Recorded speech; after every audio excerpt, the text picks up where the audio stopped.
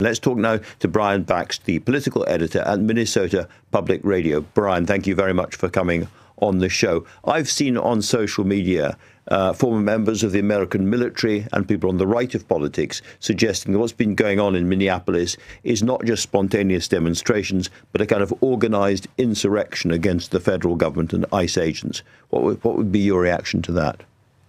Well, if you watch some of the protests that have been happening around This is exactly how it always starts. Big claims, dramatic language, and a story designed to scare people before the facts have a chance to breathe. You've got Trump allies calling this an insurrection, calling it chaos, calling it a city under siege. But the moment you actually listen to someone on the ground in Minnesota, that entire narrative starts falling apart.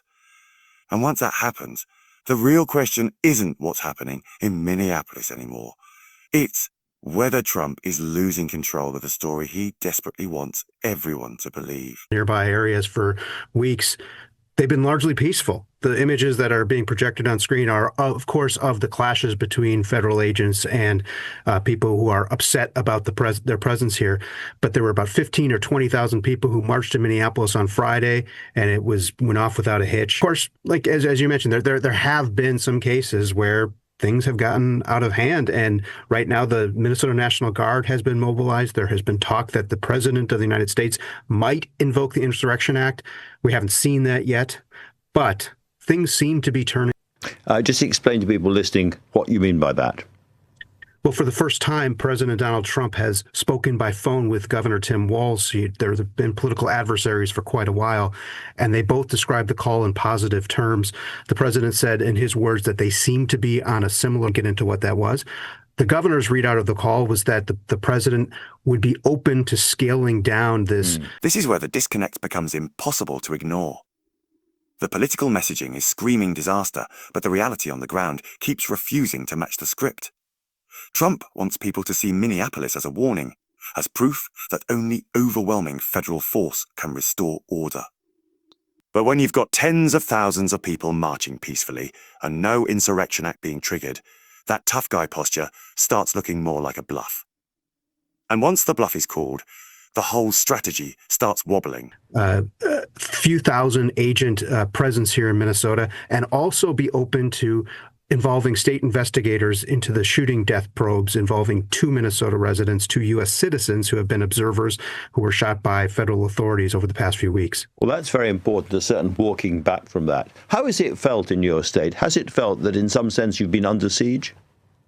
It's been a couple of months of really hard pressure on state authorities here. Not only the immigration presence, but there have been multiple investigations into state spending and states that come to the state. There have been, the governor himself had backtracked and decided not to run for re-election after he had been running for re-election. And keep in mind, Tim Walz is a national figure. He was the vice presidential candidate for Kamala Harris. So that was a pretty big deal in itself. But it's been a lot of tension, frustration, anger, and just concern about there seeming to be no end in sight. So people today might take some positive feelings out of the fact that at least leaders of opposing factions are now talking. And President Trump initially singled out the so-called refuge cities and parts of the country controlled by the Democrats for these operations.